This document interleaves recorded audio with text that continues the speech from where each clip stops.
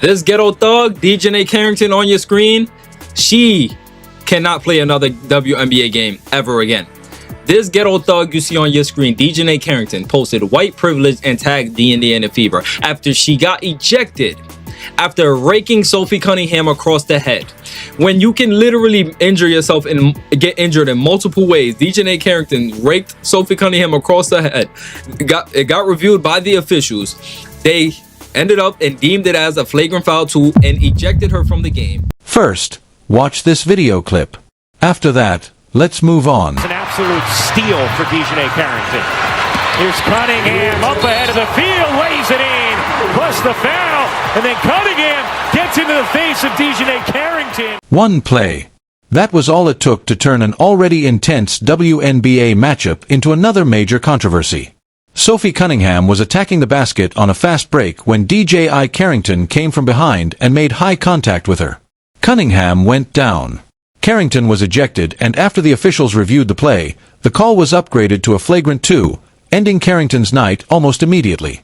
But that wasn't where the controversy ended, because after leaving the court, Carrington took the conversation somewhere completely different. Craziness going on in the Hold on. Take a walk with me, take a walk with me, take a walk with me. There is craziness going on in the WNBA. DiJonai Carrington tweeted out white privilege from the locker room of a game that she was playing in. Get this, she fouled Sophie Cunningham hard. Sophie Cunningham, obviously a white person, fouls her hard. Flagrant 2, gets ejected, goes to the locker room and tweets out white privilege in the middle of the game. Now here's the kicker to me.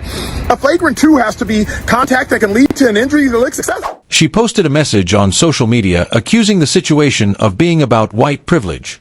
And suddenly what had started as a basketball play became a much bigger argument about race, officiating, player treatment, social media, and the growing tension surrounding Sophie Cunningham. But here's where things get interesting. Was this simply an emotional reaction after a frustrating ejection? Was Carrington trying to make a larger point about how players are treated? Or did the social media response make an already controversial moment even harder to defend? And what exactly happened between Carrington and Cunningham on that court? Let's break the entire situation down. So Carrington is a dirty player, probably the dirtiest player in the league, and then she has the audacity to go online right after her ejection and claim that she got ejected because of racism. She definitely learned well from Angel Reese. Whenever something goes against you, just pull out that race card. I think she's jealous of my natural blonde hair. She'll never have this hair. I literally got clotheslined in the air, and this clown has to turn it into race. It was simply an aggressive basketball play. Did the contact cross the line? Could Carrington face additional disciplinary action from the league? And perhaps the biggest question of all, could this incident actually affect her future in the WNBA? But before jumping to conclusions, there is something very important you need to know. Following this incident, DiJonai Carrington has been suspended by the WNBA. Cunningham wasn't exactly going to pretend nothing happened. After the contact, she confronted Carrington, and teammates and staff stepped in before the situation could escalate further. But what was particularly interesting was Cunningham's attitude afterward. Music. She described the foul as unnecessary. At the same time, she didn't appear interested in turning the incident into something even bigger than it already was. And that matters because in professional sports, emotions can explode in seconds. One player feels disrespected. Another feels unfairly targeted. A referee makes a decision. Fans choose sides. And suddenly, everyone is arguing about something that happened in less than 2 seconds. Cunningham's response was essentially that she wasn't going to allow the incident to take over everything. But online, that was a completely different story. Types of kind of dirty fouls, so to speak. This is the same player that poked Caitlin Clark in the eye with her long-ass fingernails last year. Take a look. This clip is going viral of Caitlin Clark getting poked in the eye by DiJonai Carrington. It happened in the first quarter when Clark tried passing the ball to her teammate Aaliyah Boston, but Carrington poked Clark in the eye while trying to deflect the pass. No foul was called, but Clark had to take a second to regain her composure. In the third quarter, DiJonai was defending Caitlin again when Caitlin hit DiJonai in the head, knocking out one of her contacts. No foul was called, but DiJonai had to take a second to put her contact back in. Here's another important point.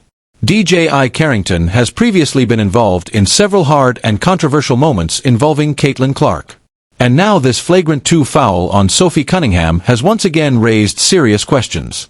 Many WNBA fans are demanding that players who repeatedly engage in dangerous or overly physical play should face stronger disciplinary action, especially when it puts women's basketball and its star players at risk.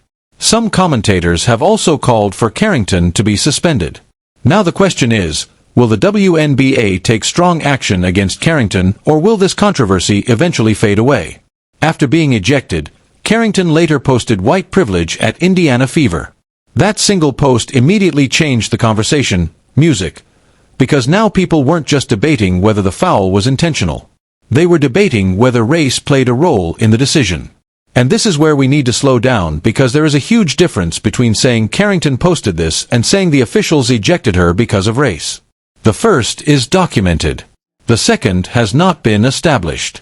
In fact, Cunningham herself rejected the suggestion that the call was racially motivated. She pointed out that she had previously been ejected for a similar type of play. That doesn't automatically settle every debate about officiating, but it does make the situation more complicated than simply saying the league punished Carrington because Cunningham is white. Music. There is no evidence establishing that. And that's important because social media often turns an argument into a conclusion before all the facts are even on the table. And this is where the internet became divided. Some fans looked at the sequence and basically said Carrington committed the foul, got ejected, and then blamed everyone else. Others saw it differently. They argued that Carrington was expressing frustration over what she believed was unequal treatment. Those are two very different interpretations, and neither should automatically be treated as established fact. Calling someone a victim can itself become part of the problem because we don't actually know everything that was happening emotionally for Carrington in that moment. She had just been ejected from a high-profile game. She had watched a play get upgraded after replay. She was leaving the court while the crowd was reacting, music, and then she made an emotionally charged post. Athletes are human. They react. They get frustrated. They sometimes say things they might phrase differently later. But being emotional doesn't automatically make someone right. And being wrong about something doesn't automatically mean every feeling behind it was fake. That's the nuance social media usually removes. Now, let's address another part of the story directly. You've probably seen online claims suggesting that Carrington threatened Cunningham online. That's a serious allegation, but based on the credible reporting available right now, I wouldn't present that as an established fact. What has been clearly reported is Carrington's controversial social media statement following the ejection. That's documented, but a direct threat toward Cunningham is a different claim, and I couldn't verify reliable reporting establishing that Carrington made such a threat. And this distinction matters because once a story involves words like threatened, attacked, targeted, or hated, audiences naturally assume something much more serious happened. If there isn't evidence for it, repeating it as fact can turn commentary into misinformation. So for this story, we're sticking to what can actually be supported. And honestly, there is already more than enough drama without inventing anything. There's another major reason this incident exploded. Sophie Cunningham has become one of the WNBA's most discussed players away from the basketball court.